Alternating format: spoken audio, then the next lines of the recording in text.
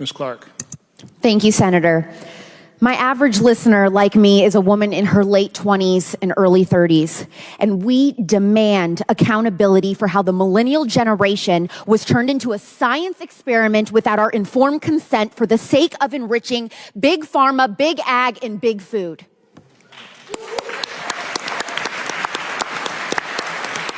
Millennial women have started to have kids for the first time, and they are disillusioned with how hard it has become to not only get pregnant, but also raise kids who are healthy, happy, and mentally well. Today, I am proud to represent them.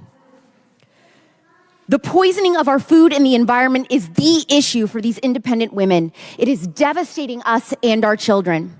My name is Alex Clark, and I host Culture Apothecary. By virtually every measure, millennials are more health conscious than any generation before us, but at the same time, we are also the sickest.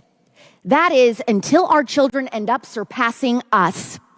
The next generation of children is predicted to not outlive their parents if we continue on the trajectory that we are currently on. When in human history has that ever been the case? We are fatter than any prior generation at this age. We're having more fertility issues. New cancer diagnoses in the U.S. are projected to top 2 million for the first time this year, and these new cases are almost all driven by young people. This is according to American Cancer Society data. What happened?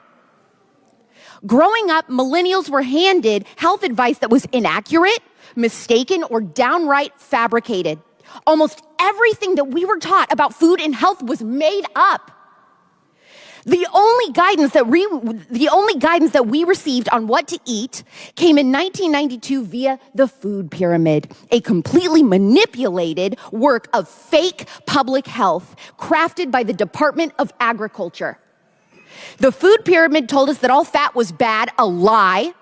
It told us to make complex carbs like pasta, bread, and processed breakfast cereal the bedrock of our diet, not because it was healthy, but because that was the most profitable recommendation for big ag and big food.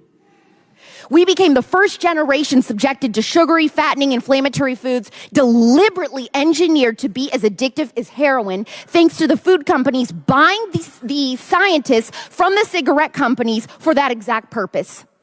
In the 80s and 90s, the same era as the food pyramid scam, youth obesity tripled from 5% to 15%.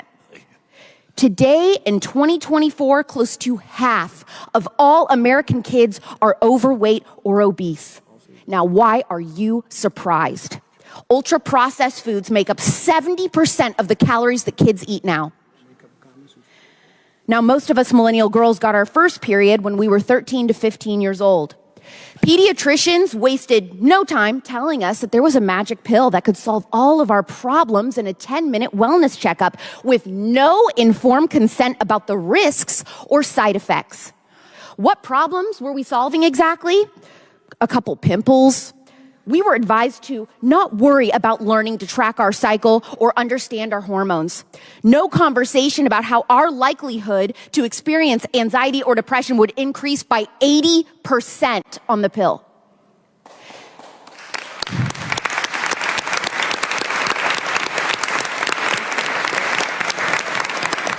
"10 to 15 years went by on the hormonal birth control pill. We stayed on the pill because no one advised us it was only ever supposed to be taken temporarily.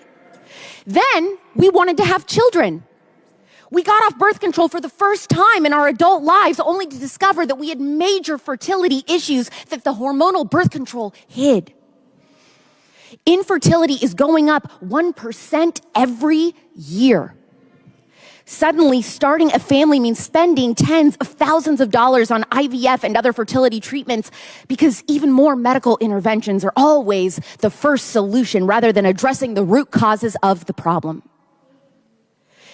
If the IVF even works, millennial moms are seeing the same drama play out for their own children, but on a far greater scale. They want to raise healthy kids, they do. But where can they go for info? The studies are bought and paid for by the food companies. They look for unbiased info on the news, but that's funded by Big Pharma.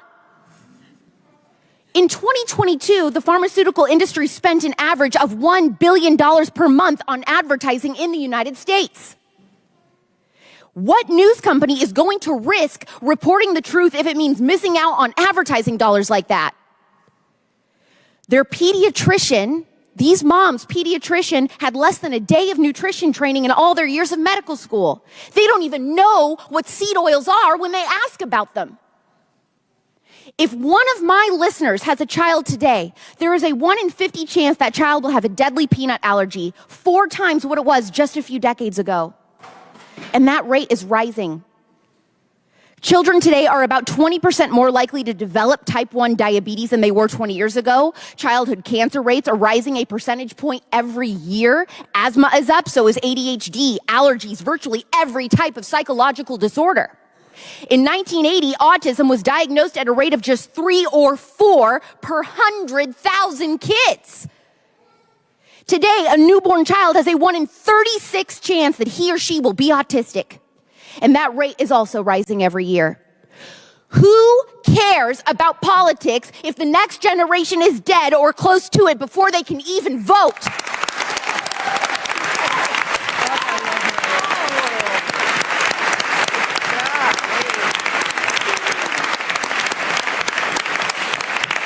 In 1985, newborn millennials had to follow a schedule of just a handful of vaccines.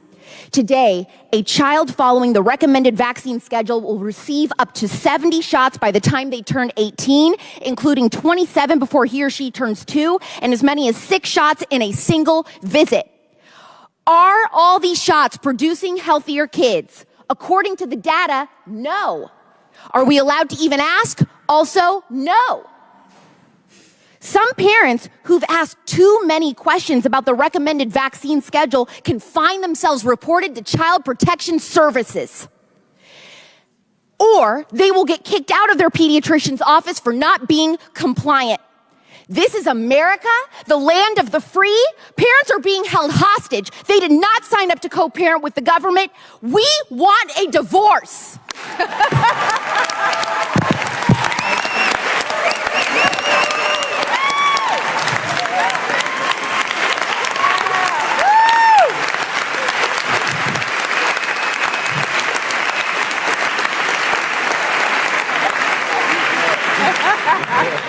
But there's more.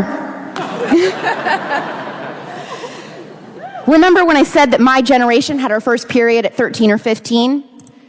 Today, little girls are starting their periods at 8 or 9, and they are getting pubic hair as young as 5 or 6. Is it their drinking water, their food, chemicals, and personal care products that other countries have banned? Don't ask, don't tell. Girls are still being pressured to get on birth control, by the way, without informed consent, but now they get the added bonus of an antidepressant to go with it. 2 for 1 special. Just to reiterate the war on moms in this country, today, virtually everything a child eats or drinks will be served on a plastic plate, in a plastic bottle, or be eaten from a plastic container with plastic utensils. Human breast milk now contains thousands of microplastics. If you need formula, you can't find it without inflammatory seed oils or soy. Parents have to order it and buy it from Europe. Does this all seem overwhelming to you? Good. This is what the American mom deals with every day. Amen.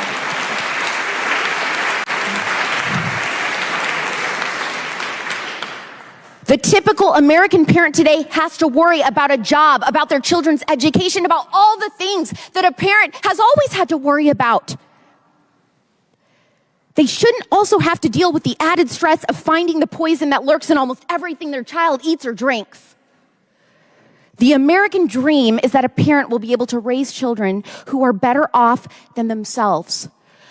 But now that dream is vanishing, not just on an economic level, but a biological one. Unless we break this spiral, we will fall into a death spiral of unhealthy parents raising even more unhealthy kids that will bankrupt this country. As RFK Jr. has said, the last thing standing between a child and an industry full of corruption is a mom. Let's make it easier for them.